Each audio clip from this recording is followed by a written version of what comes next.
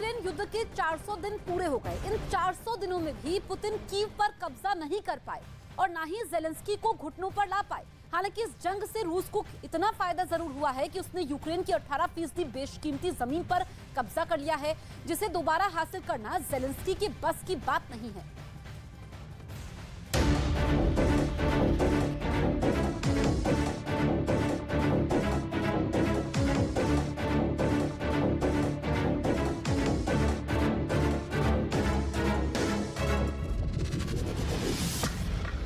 जिस यूक्रेन को पुतिन ने 4 दिन में धूल चटा देने की सोच कर यलगार किया था, उस यूक्रेन के साथ रूस की जंग के 4 दिन नहीं बल्कि 400 दिन पूरे हो गए हैं। युद्ध अब भी जारी है। पुतिन के लिए कीव अभी भी उतना ही दूर है जितना कि 24 फरवरी 2022 को था।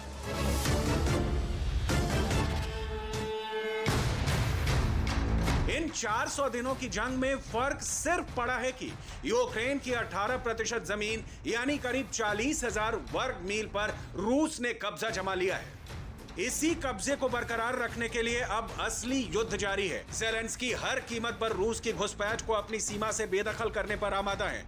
तो पुतिन ने कब्जे वाले इलाकों में मानो अंगद पांव जमा लिए हैं, जिसे उखाड़ पाना यूक्रेन समेत उसके 60 मददगार देशों के बूते के बाहर नजर आ रहा है। इस बीच युद्ध के 400 दिन पूरे होने पर यूक्रेन के लिए ज़ेलेंस्की का जोश, जज्बा और जज्बात हाई है। उसमें रत्ती भर भी कमी नहीं आई है।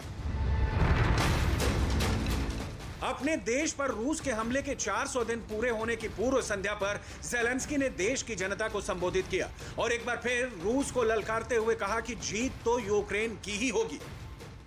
Сьогодні у 400-й день спротиву, повномасштабного спротиву. Я хочу подякувати усім в світі, хто з Україною, хто поділяє наше тлумачення свободи, хто підтримує наше прагнення до справедливості, хто має таку ж міцну впевненість, яку маємо ми, українці, впевненість, що світ повинен базуватися на правді.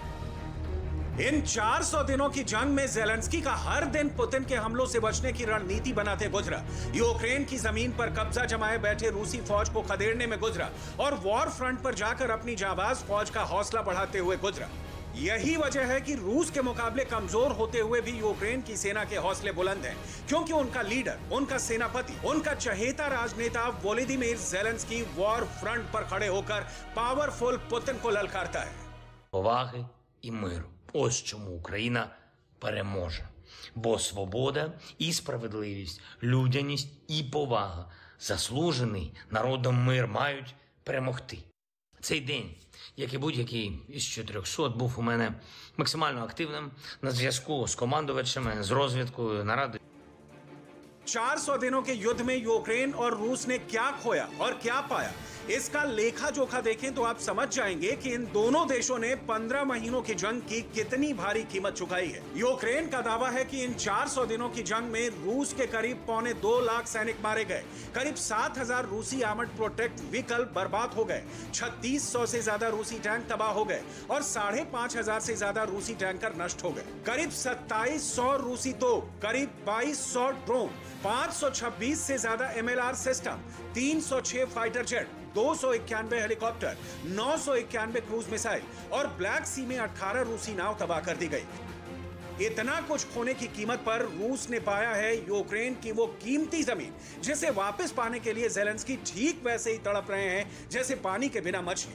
रूस ने यूक्रेन के ब्लैक सी ट्रेड रूट के करीब 80% हिस्से पर कब्जा कर लिया है। इस जमीन पर रूस के 6 बड़े शहर सेवरोडोनेस्क, डोनेट्स्क, लुहांस्क, ज़पोरिज़िया, मारियोपोल और मेलिटोपोल बसे हैं। ये शहर यूक्रेन की इकोनॉमी को कंट्रोल करते हैं।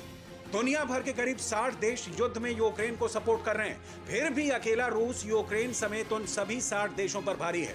पुतिन यूक्रेन का युद्ध भले ही ना जीत पाए, लेकिन उन्होंने दुनिया को रूस का दम दिखा दिया है। इसीलिए जंग के 400 दिन बाद भी दुनिया का कोई भी देश रूस से सीधे भिड़ने का जोखिम नहीं उठाना चाहता है।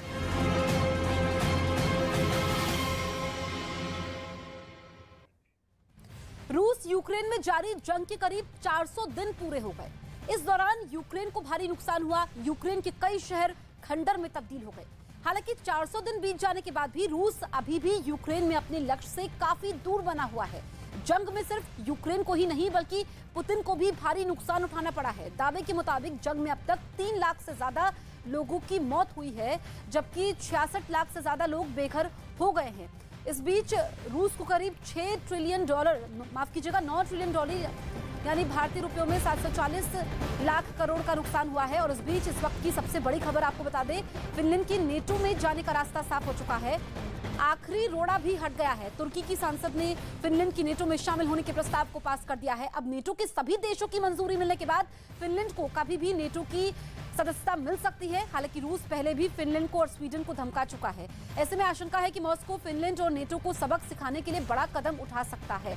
तो इस वक्त की सबसे बड़ी खबर हम आपको बता रहे हैं, फिनलैंड के नेटो में जाने का रास्ता पूरी तरीके से साफ हो गया है। आखिरी रोड़ा भी हट गया है। तुर्की की संसद ने फिनलैंड के नेटो में शामिल होने के प्रस्ताव को पास कर दिया है। अब नेटो के सभी देशों की मंजूरी मिलने के बाद फिनलैंड को कभी भी नेटो की सदस्यता मिल सकती है। हालांकि रूस पहले भी फिनलैंड और स्वीडन को धमका चुका है।